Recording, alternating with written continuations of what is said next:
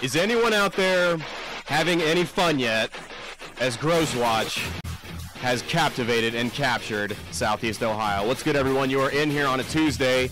This is the Sports Fan presented by J&K Contracting on 970 WATH, 97.1 FM. Justin Sampson alongside Nick Hurst in studio today, taking you up to 7 o'clock here on the Sports Fan on about as circus-like, as nutty, as controversial as he said, she said, a Tuesday, Nick, as we've seen in quite some time. Gross Watch captivating Athens, getting everyone on pins and needles. Champaign and Athens, both with their sights set on Ohio's current head man. We've heard a little bit of everything today, and certainly the dust has long from settled. I want everybody to grab your popcorn. I hope you've got, your favorite snack, grab a sandwich, your Swedish fish, whatever you want, because this is a made-for-TV movie and a circus-like drama that has not yet begun to show its teeth as far as I'm concerned. I'm going to run down basically everything that's happened with this saga in the last 24 hours. It began yesterday. Well, before I start, this is the bottom line. At this point, John Gross is still employed by Ohio University. He is at this point still the head coach of the Ohio Bobcats men's basketball team. This all began yesterday with rumors that Gross was on his way to Champaign, Illinois, Nick. There was no confirmation as to what he was doing there. What people were aware of is that Brad Stevens, head coach of Butler, and VCU's head coach Shaka Smart had turned down offers from Illinois after they had released Bruce Weber. People's eyebrows raising had started happening a lot sooner than people expected. All of a sudden, Gross rumored to be headed to Champaign. This is a good little theme for how the state's feeling. It's a big woo! This whole ride. Take this as you will. Today at lunch, go to Brony's, who happens to be sitting next to me, but the entire coaching staff of men's basketball, minus John Gross. I'm talking Dustin Ford, Jamal Walker, Raymond Williams, and Aaron Foose, all sitting there, not looking like they're having the best of days. It looked like someone having a bad day. It was interesting to see them out and about together, not saying a whole lot. Again, take that as you will. Certainly, as I said, everyone on the edge of their seat waiting for this.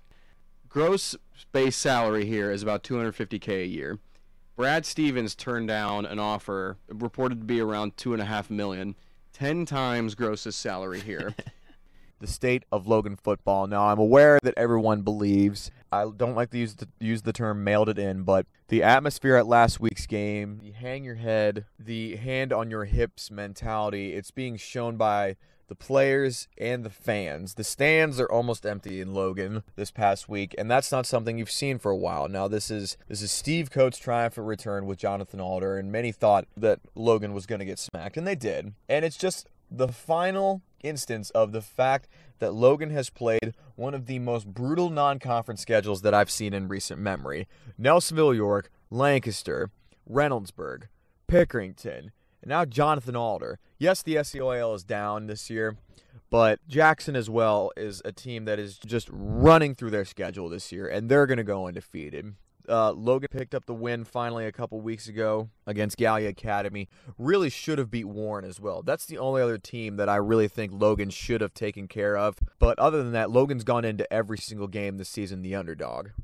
I'm not saying that I speak for everyone, but I think I do speak for a lot of people when I say that guy who goes on message board and tries to stir up trouble because this is how bad my day has gone, so I need to go on, let my opinion be heard on something in a manner that's not constructive, in a manner that's not beneficial, but to them, it is beneficial because it's a call to arms. They're trying to rally the troops and rebel rouse, get Kelly Wolf uprooted and out of this position so Logan can immediately go back to the dominance and the prowess of a Division I program that they've had for the better part of the last half of the decade.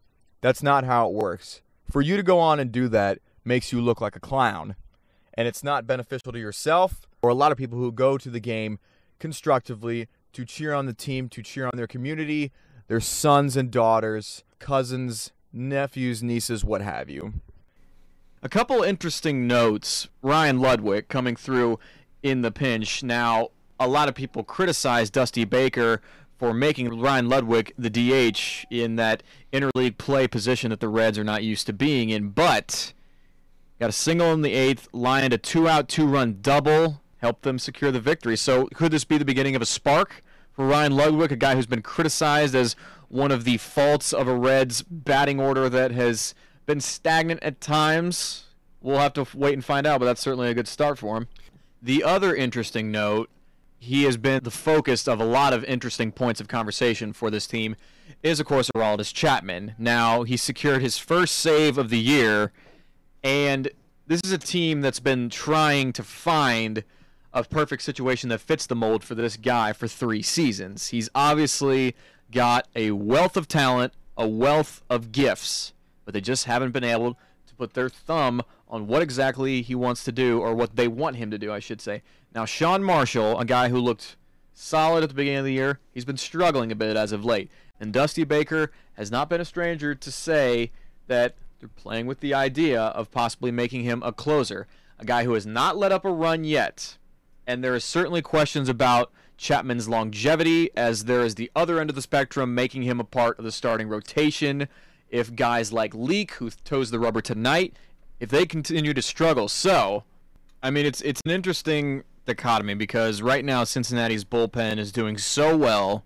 What can you do to improve it almost? Now, this is certainly one thing you could do, but part of the reason that they've been so dominant is because I think Chapman's been pitching where he has, and you can get him out there even for, a couple, he's pitched multiple innings in one outing several times this year, so it's not something that they want him to happen, but I know they're trying to coddle him, but at the same time, he's not a rookie. He's 24. I know. So is this even this guy's prime? You hit your prime in your late 20s typically, but you get these guys coming in.